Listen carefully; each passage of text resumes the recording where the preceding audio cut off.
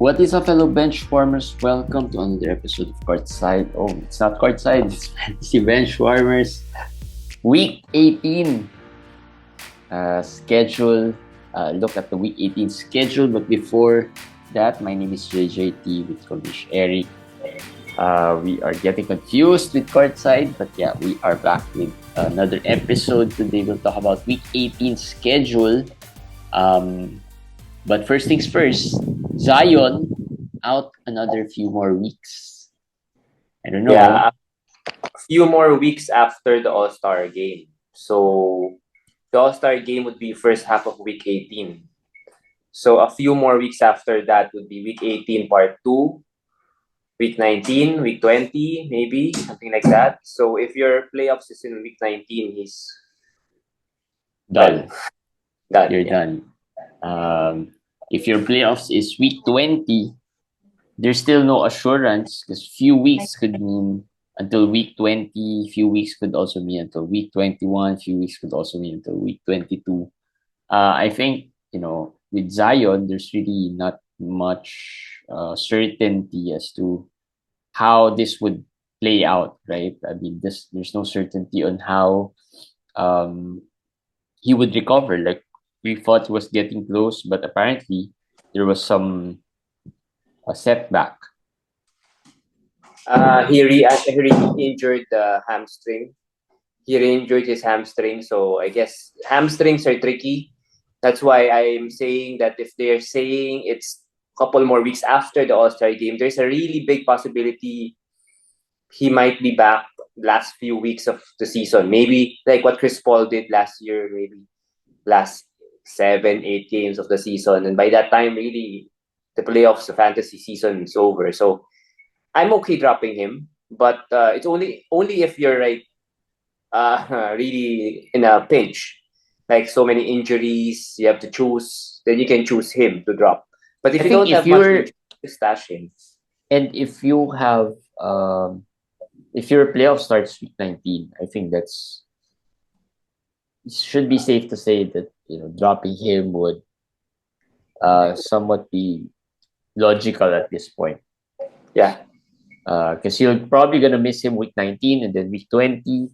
I don't think he's gonna come back week 20, and then you probably by that time you might be out of it already. I'm not sure if it's still allowed to trade in your leagues, but for sure there'll be someone who's gonna take a risk with Zion. Yeah, maybe, but don't. I guess still try, but don't expect a lot of value. Maybe for me, his value is maybe a little higher than Ben Simmons, a little bit. I've gotten question about Ben, and I think Ben Simmons is an easy drop right now. So Zion, Ben Simmons, these guys, it's better to go for lesser names. I think lesser names who are contributing because of the trade deadline, because of the new changes. No, instead of holding on to players who are famous or popular, but just Name value. Yeah, it has name value. So yeah, Zion injury. I'm not sure if you're surprised, but we kind of like expected this when we drafted Zion. The injury history is just not good.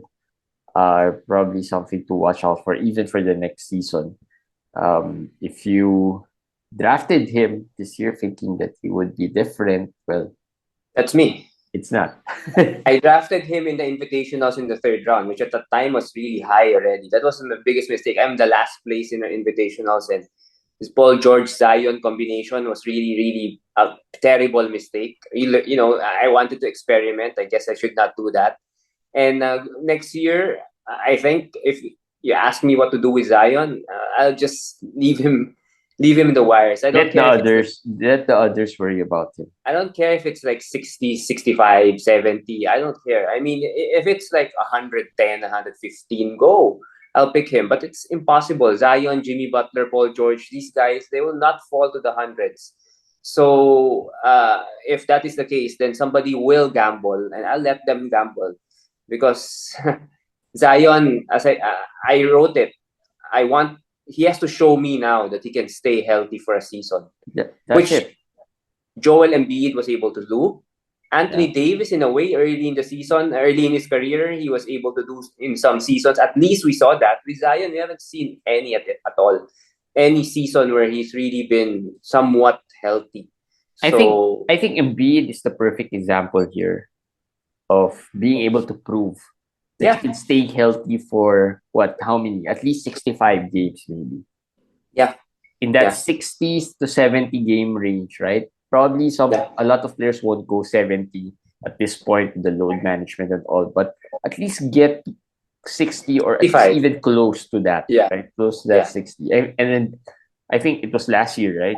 Was it last year that Embiid proved that he was able to play those games? For a few seasons already, I think he has been able to show us that he's done with his foot injuries. I'm not saying it's not gonna happen again, but at least we know that he's able to play through it ready.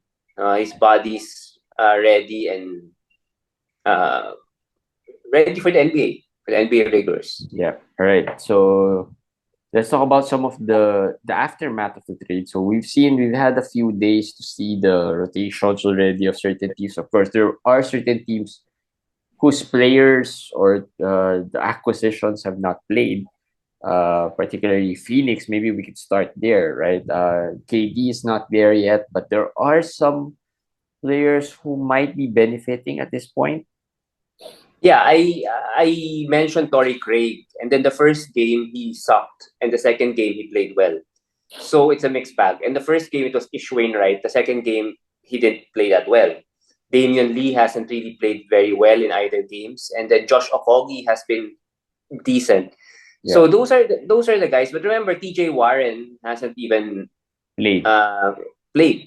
So I think TJ Warren, when he comes in, we don't know where they'll put him, but I think they'll probably put him at the small forward position. Could be a starter, could be the backup to Okogie. So it's gonna be a little crowded already. It's gonna be a little crowded. They're not, big names. Nobody there will stand out, but it might be a committee, an alternating committee at this point on who will play well in any given day, any given game. Yeah, and it might also depend on Devin Booker, who's not playing back-to-backs, might be managed a bit, but it's not really must roster. There's really no must roster among all those names that you mentioned. Maybe Craig is the closest one. Yeah, in 14-team leagues, I think Craig is just right there. Maybe I have some Craigs, but it's because my teams are really ravished with injuries. So if I have 2 ILs and everything, I need to score the FA waiver wire for the players that can help. And Craig fits the bill. For me, he is not scoring dependent, but he's not consistent either. But at least he can give you some threes, some rebounds. Yeah. The steals and blocks aren't consistent, but there are games where he gives you 2 steals, 3 steals. There are games like that. So Okogie, though, is quite interesting as well. Yeah. But he's played consistently good ever since the trade deadline, right? The two games after the trade deadline, the first was good. The first was really good. The second was not that bad also. Yeah. But with Okogie, with the history of Okogie, there was a time we said he was a good pickup because he played really well. But you'll be shocked. There will be games where you'll be like, is this the same person? No, if you're following the NBA for quite a while, Josh Okogie is not a new player. He's not a rookie or a sophomore player. He's been there for quite some time. So, and throughout those years that he's been there, he wasn't really a fantasy relevant player, even as a starter in Minnesota before. Yeah, the difference is his outside shot is better. The stroke has improved. So that is the key. Like the other game, he was 3 out of something. If he makes 3 to 4 3-pointers, his line would be good. Yeah. Because everything else, he will get something here, something there, a little bit of everything. So it's the threes there that would really matter to him more than Torrey Craig. Because Torrey Craig can rebound the ball. Yes. Torrey Craig can rebound the ball. So at least you get the picture of what the Phoenix is like. But again, like I said, no player there who is a must roster. And just to add, TJ Warren, I think, can hurt Okogie more than Craig. in my opinion. There's just True. nobody there. I think Ish Wainwright is the guy that Craig would have to battle with, but he gets 30 plus minutes a game, Craig. So I think he's safe. But Warren, when he comes in, not sure if Okogie can still get that much minutes. Maybe just in the 20s, not in the 30s anymore. So that will be huge for low, poor per minute players like these guys. Now Brooklyn is a bit more interesting because their depth is different. They have lots of depth there, but I think it's safe to say this is Mikal Bridges and Nick Claxton's team in terms of fantasy upside, Relevant. and Dinwiddie, those three players. Those are the three players who are, I would say, at a level above everyone else, right? Must roster players whose value would be more consistent.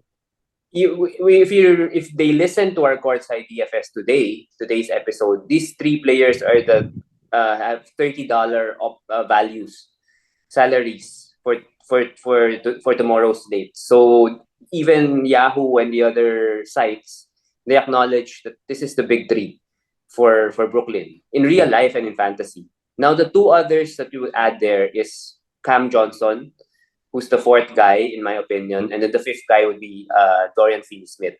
These five got 30 plus minutes the last game. No, these guys got 35, 33, 34, 35 minutes the last game.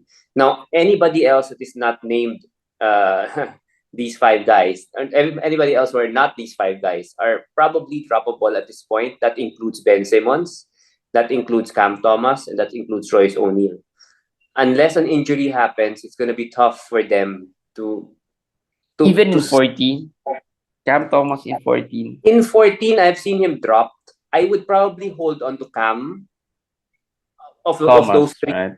Cam Thomas, of those three, probably Cam Thomas, just to see if maybe his minutes can stick to the 25, 27, 28.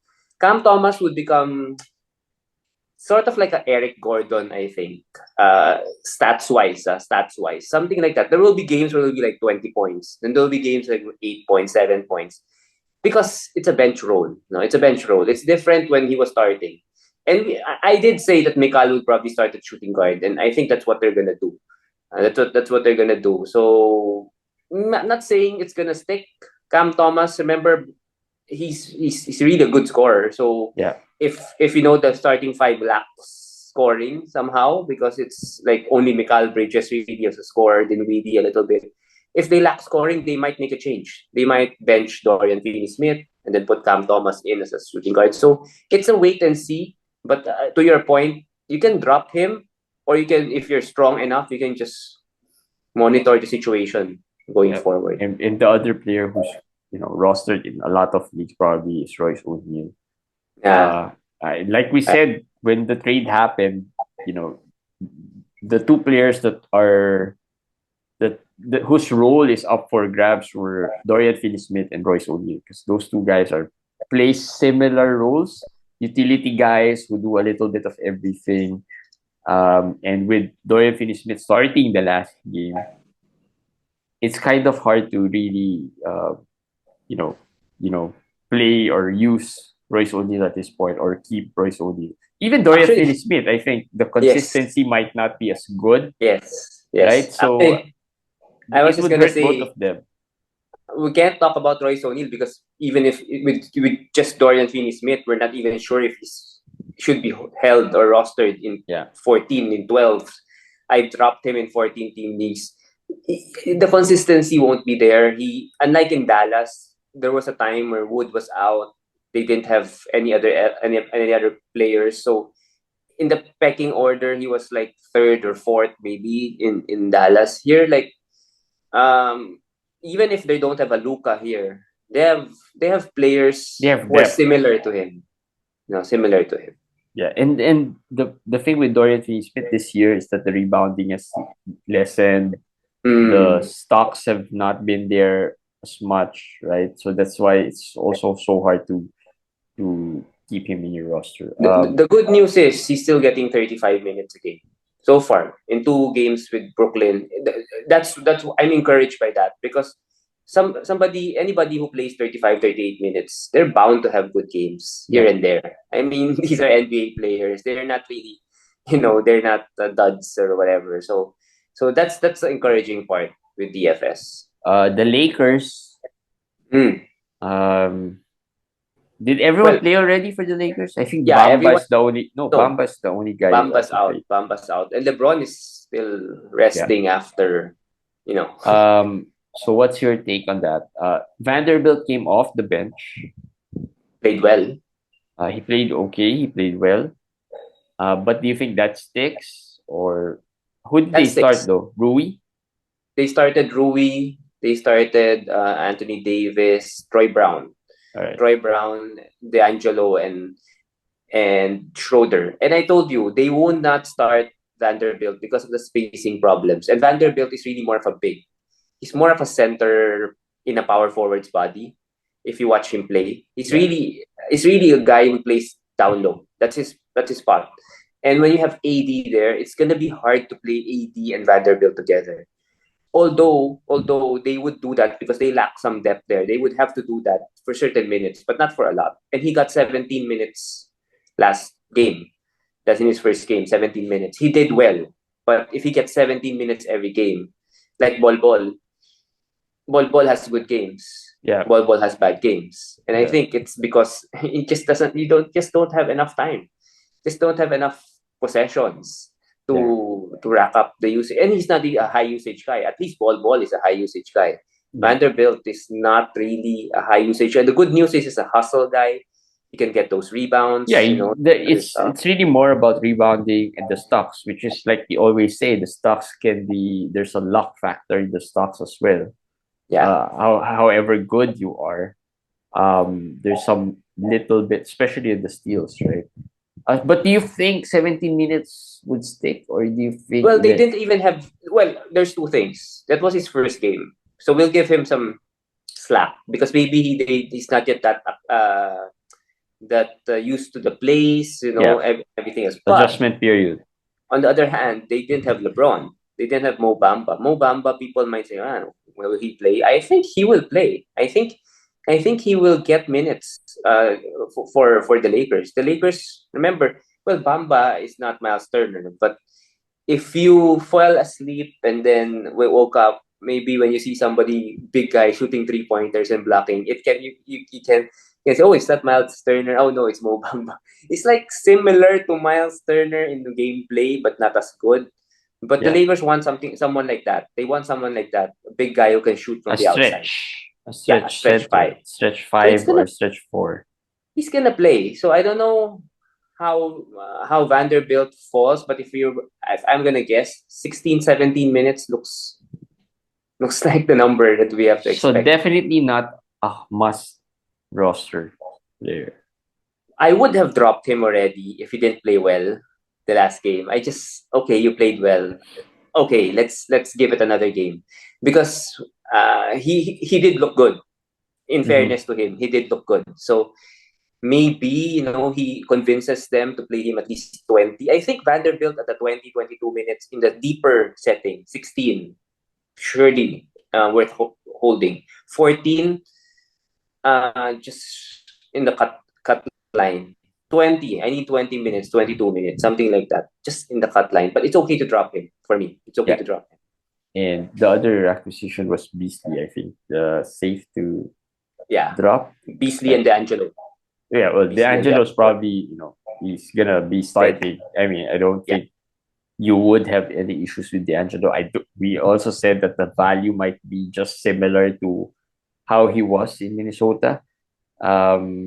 And maybe some fluctuations here in terms of the performances, but pretty similar on how he does and he will definitely start. Malik didn't shoot well the last game, and he will have. I think it's similar to Utah. Malik Beasley also similar to Utah. He'll have some good games, and he'll have some not so good specialists. But plus they're gonna use him, and that's probably the most encouraging thing. They're gonna use him. They're gonna need him as well, especially when LeBron's back. So nothing's final here with the Lakers. We still need to see LeBron back to see how everyone. Well, maybe I'll ask you about LeBron. because people have asked me what's up with LeBron. LeBron's injured, I right? don't know what to say. Well, the report came out that it's a season-long injury that is really bothered by the foot. But we Yeah, already I told think you he that. had that early in the season.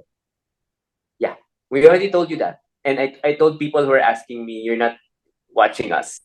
Because we told you that after he gets the record, They this might happened. load manage.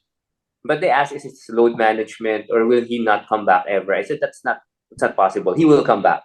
But there would be a lot of games missed. There will be a lot of games missed. Just put it that way. Yeah. A lot of games. They, like we said, he probably just wanted to get that scoring record out of the picture. Now they'll probably see how this new team goes, where this new team goes. If they're gonna be winning, then that's more incentive for them to rest LeBron, right? They might, they might play him earlier if they start losing a few more games because they're not like out of it. They're not out of it. I think they still want to at least try to make the play in. I have a different take on that. I think if they start losing, I'm not saying they're gonna tank. Of course, they don't have the draft pick, but maybe the incentive to risk LeBron for a greater injury might not be there.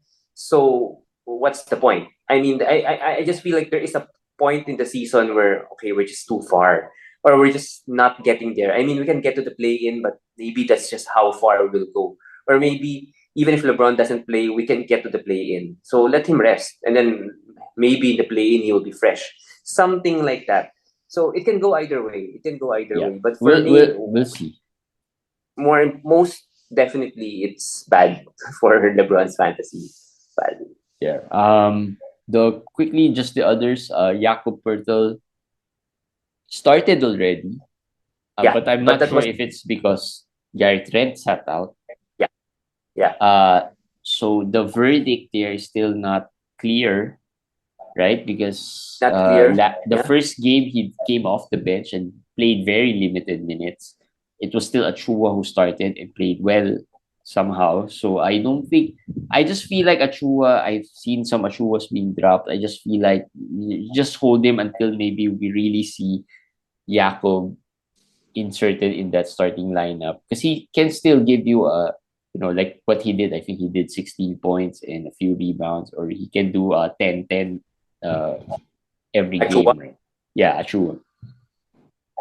Yeah, but just be careful with Achua, with the percentages. But if you can take that, He's been shooting okay. better. He's been shooting better this year. The thing is, I just feel I think so. until we see Jakob get inserted there into the starting lineup and they move Achua back to the bench, then I think he's still worth rostering at this point. But eventually, you can roster Vanderbilt. I think you can roster Achua. Yeah.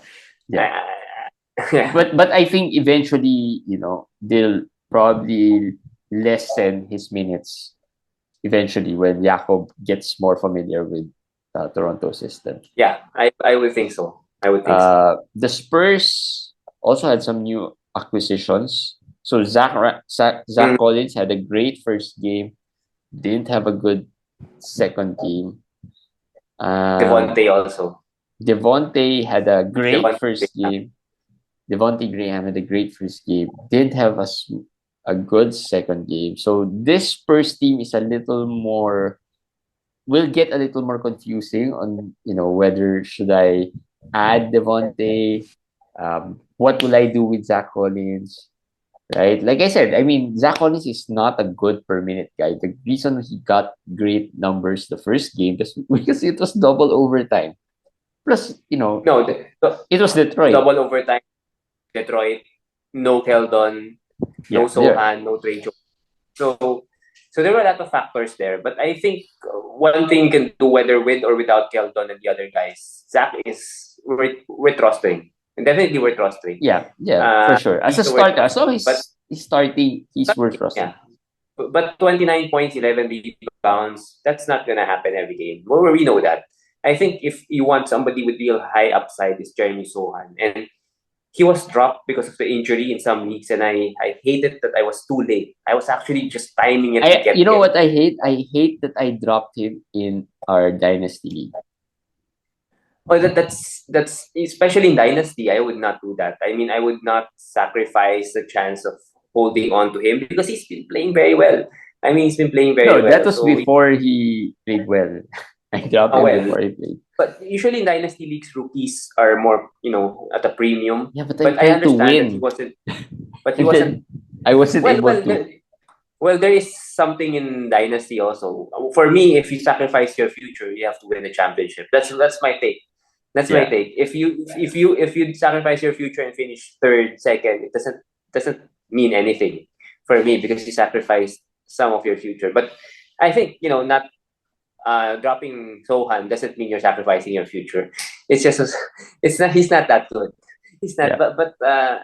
But so far this year he's been better than expected because he was very very raw offensively. To be honest, I watched him in college and and during the draft I said he's like a Tybull. He's like a Tybull. He's a defender and everything, but he can't score. He can't shoot. But what's he doing in the NBA? He's like scoring in the high teens, 17, 18 points. So it's going to be his team. It's going to be his team, especially as March comes along, April comes along. So if you have him, he's number one priority there. Sohan. The others, well, you can hold to Zach Collins. I still have Devontae in a 14-team league. I hold on to Devontae. I think he has a role. I think Yeah. he has a role with or without Trey Jones. Yeah, me too. I picked him up in a few spots, but I just worried. I'm also always worried about the field goal, because that's what he is known for, killing, field goal Yeah, killer. Similar to Killian Hayes, that's who true. was 1 out of 11 the other day. Thankfully, I dropped him in one league uh, already because I'm so fed up with that field goal. All right. Those are the aftermath of the trade deadline. Buyout is the next event in the NBA. When's the buyout? March, right? No. I mean, I don't know where the deadline is, but there've been the major ones have been bought out already, which is probably waiting for Westbrook. I think But he's the biggest are one. teams allowed to No, sign them so already? yeah, they're allowed to sign them already. All right, They so are. it's starting. I think Will Barton is one name there. I've seen Terrence Ross as a candidate for. Terrence Ross going to Phoenix. So that's gonna add another wrinkle to the Phoenix rotation. It's gonna get really crazy there. Is this Really, because of the buyout? yeah, he was bought out, Terrence Ross by the Magic, and he signed with the Phoenix Suns already. So the next game they might have PJ Warren and Terrence Ross.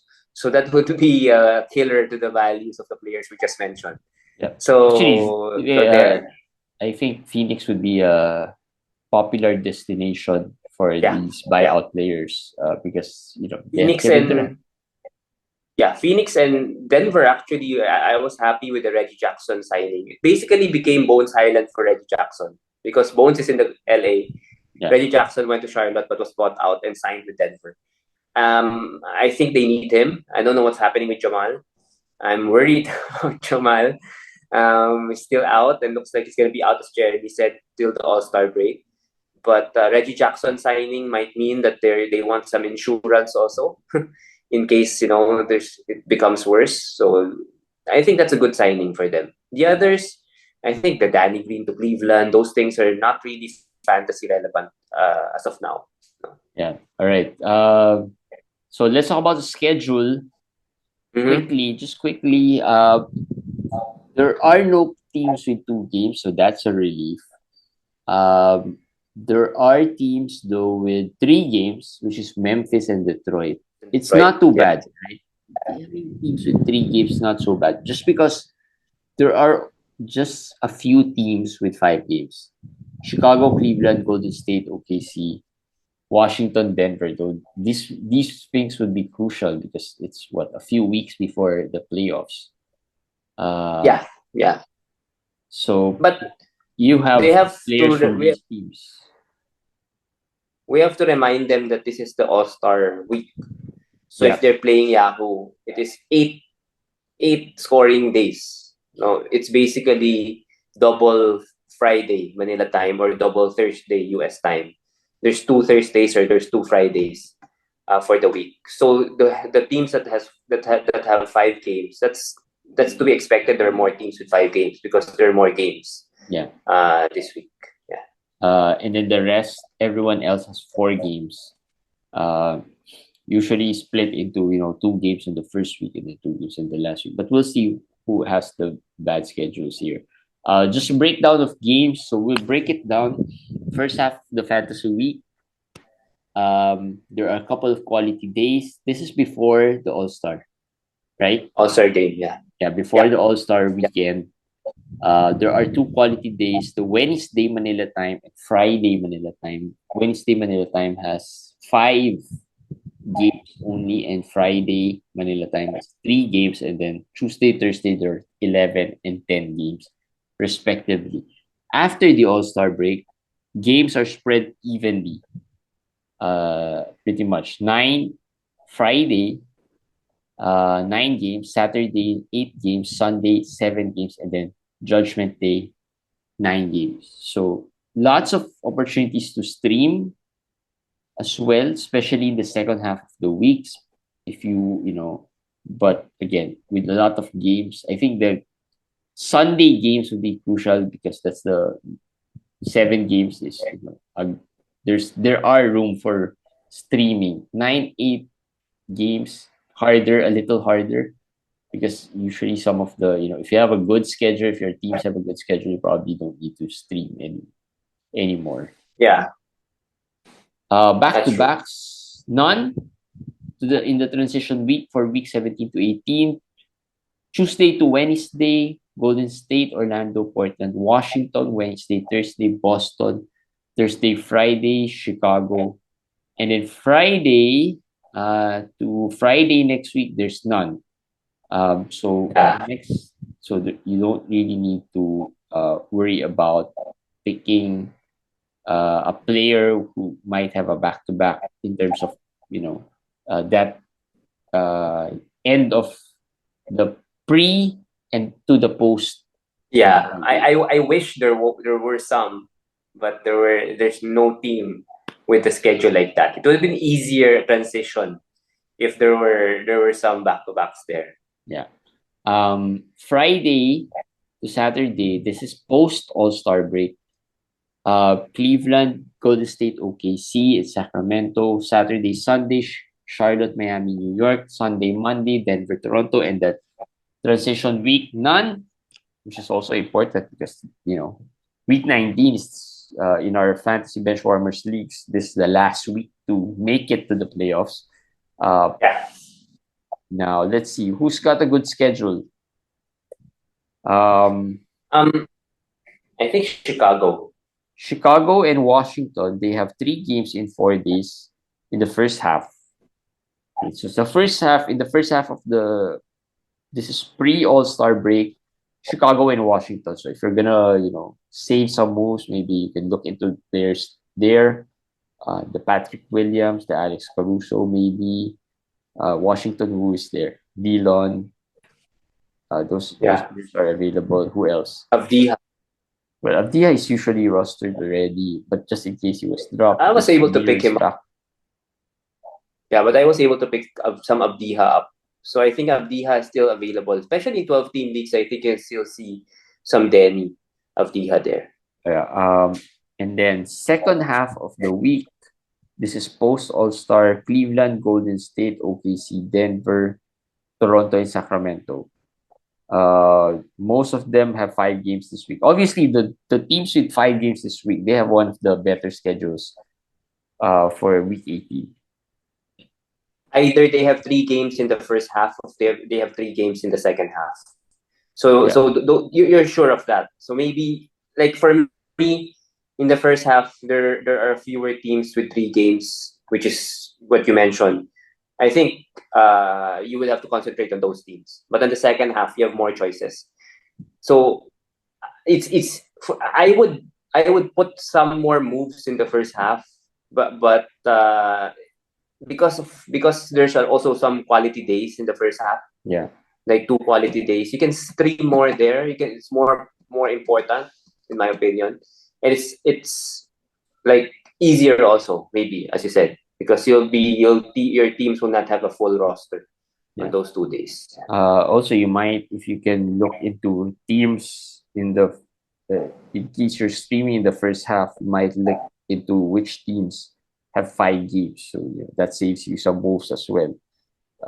And if you want to know who are the teams with games on quality days, the Clippers, Milwaukee, and Phoenix, they have games on both the quality days. Is that right?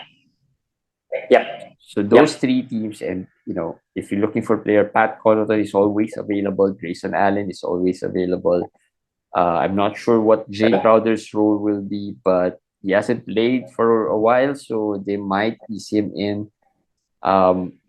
Bones and Eric Gordon, I'm not sure. I haven't really seen much. But this is hard because the Clippers are hard team to stream with. That's true, but if you're really looking for some quality streamers, I think Eric Gordon can surprise in the Clippers. Not as good as Houston, but just for streaming purposes, I think it's decent already what he can do. He'll not be like totally like out of the rotation. Luke Kennard left, no? Yeah. Clippers, so he can take over that role. Reggie Jackson left. John Wall left. So there are minutes. No, it's not totally 0 minutes for that's available. So I think Eric Gordon might surprise some people streaming wise. I'm not expecting 20 plus points, but streaming wise, as long as Westbrook isn't there yet, I'm predicting he goes there. But as long as he's not there yet, I think Eric Gordon, Bones, might have some appeal there. And of course the Phoenix boys that we talked about, Torrey Craig, Josh Okogie, you can target those. Utah has the best matchups. Indiana, Memphis, OKC, and San Antonio. Bad schedule. Toronto and Sacramento. Well, we mentioned them as the teams with 3 games in 4 days in the second half of the season. But they only have 4 games this week. That means in the first half, not season, second half of week 18, the first half of week 18, they only have 1 game. Yeah. That's just what it means. So it's bad at the first half. Like you mentioned Achua. You mentioned, some borderline players there, maybe Malik Monk, in some ways Kevin Werther. Yeah. There might be managers who would pull the plug and drop them in the first half, which is also easy to do because they'll be out of the waiver wire during the All-Star game. Yeah. Right? Because the calendar days go on. You can pick them up in the All-Star game. Usually, a lot of managers fall asleep in the All-Star break. I was just about to say that. Right? You tend to forget about fantasy during that All-Star break and not think about. But there might be some players who would be dropped there. This Toronto and Sacramento, they only have 1 game in the first half of the week, but they play 3 out of 4 games, 3 games out of 4 days in the second half. So that means they're more valuable in the second half. So players like Boucher, Achua, like you said, right? Yeah. I think those 2 players are the biggest names there. Sacramento doesn't have much streamers available. Worth adding Malik Monk maybe, but not as good as Achua and Boucher. Yeah. Those players could have some value.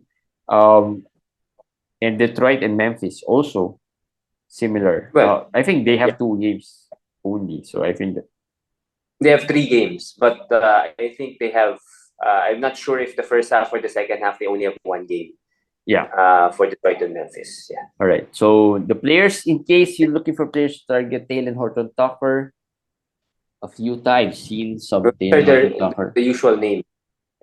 Devontae Graham, we'll just run through them. Alex Caruso, Abdiha, as Komish said, Dante, DiVincenzo, Zach Collins, in case he wasn't added yet, and Kenrich Williams. Those are just some options, and of course, the ones that we mentioned earlier in terms of, strategies and when to add certain players, you can use them. Just a reminder, you don't get 4 moves in the first half and 4 moves, or how many moves you have. You don't have the same number of moves. It's just the same number of moves for 2 weeks. You So be basically, if you careful of have that. if your league is having 4 moves a week, you'll have 4 moves for 2 calendar weeks. 2 weeks. Yes. So be So careful. don't Be careful with that. don't go thinking that you'll have 4 moves this week and then 4 moves next week after the All-Star break. No. If you have Yes. 4 moves and use 2 pre All-Star break, post All-Star break, you only have 2 moves left. All right. So that's important thing to note. All right, that's it for today's schedule analysis and daily quickie. We'll see you guys again tomorrow. Good luck, and hope you enjoy the week and hope you enjoy the All-Star week this week. And yeah, we'll see you guys again tomorrow. Follow us, subscribe, follow us on our socials. Bye, guys.